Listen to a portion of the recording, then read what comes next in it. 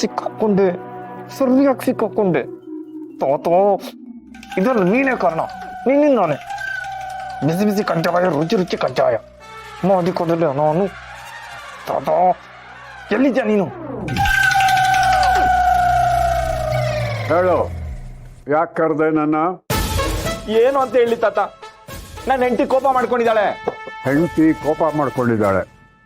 Number 1 ಹೆಂಡ್ತಿನ, number 2 ಹೆಂಡ್ತಿನ? ತಾತ, ನನ್ನ ಕೈಯಲ್ಲಿ ಆಗ್ತಾ ಇಲ್ಲ ತಾತ. ನಂಬರ್ 1 ಕೋಪ ಮಾಡ್ಕೊಂಡಿದ್ದಾಳೆ, ನಂಬರ್ 2 ಕೋಪ ಮಾಡ್ಕೊಂಡಿದ್ದಾಳೆ.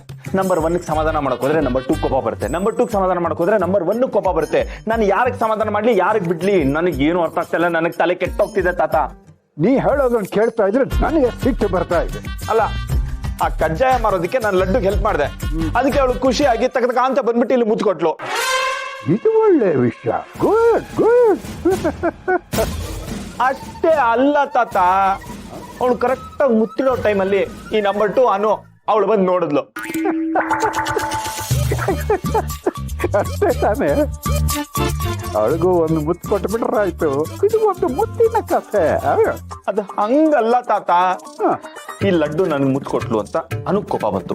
ಇವಾಗ ಅನುಕ್ ಕೋಪ ಬಂತು ಅಂತ ಇವಳಿಗೆ ಸಮಾಧಾನ ಮಾಡೋದಕ್ಕೆ ಇವಳಿಗೆ ನಾನು ಮುತ್ಕೊಡೋದಿಕ್ಕೆ ಹೋದೆ. ಇವಳಿಗೆ ನಾನು ಅಂದ್ರೆ ಇವಳು ಅಂದ್ರೆ ಅನು ಮುತ್ಕೊಡೋದಕ್ಕೆ ನಾನು ಹೋದಾಗ ಲಡ್ಡು ಅದೇ ಟೈಮಲ್ಲಿ ಮುತ್ಕೊಡೋ ಟೈಮಲ್ಲಿ ಇವಳು ಬಂದು ನೋಡಿದ್ಲು. ಅಲ್ಲಿ ಕೆಲ್ಸ ಕೆಡ್ತು. ಇವಾಗ ಲಡ್ಡು ಅನು ಮೇಲೆ ಕೋಪ ಮಾಡ್ಕೊಂಡಿದ್ದಾಳ, ನನ್ ಮೇಲೆ ಕೋಪ ಮಾಡ್ಕೊಂಡಿದ್ದ, ಸಾರಿ ನನ್ ಮೇಲೆ ಕೋಪ ಮಾಡ್ಕೊಂಡಿರೋದವಳು. ಇವಾಗ ನಾನು ಇವ್ರಿಗೆ ಸಂಭಾಳಿಸ್ಬೇಕಾ, ಅವ್ರಿಗೆ ಸಂಭಾಳಿಸ್ಬೇಕಾ? ನಾನು ಹೇಗ್ ಸಂಭಾಳಿಸ್ಲಿ ಇಬ್ರು? ನೀನೇ ಹೇಳು ತಾತ, ನನ್ ಕೈಲಂತೂ ಆಗ್ತಾ ಇಲ್ಲ. ನೀನು ಅವರಿಬ್ಬರನ್ನು ಸಂಭಾಳಿಸಲೇಬೇಕು.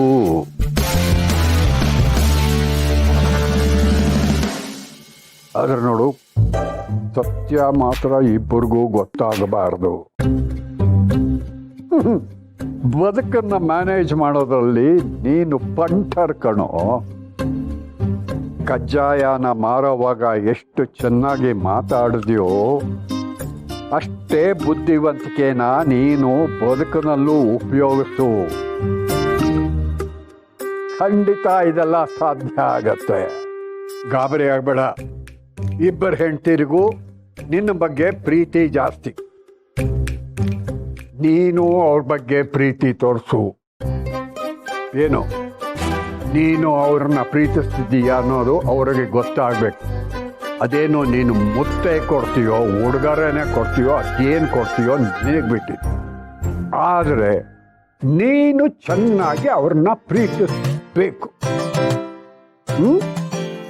ಆಯ್ತು ತಾತ, ನಿಮ್ಮಿಂದ ನಮಗೆ ದಾರಿ ಕಾಣಿಸ್ತಿದೆ.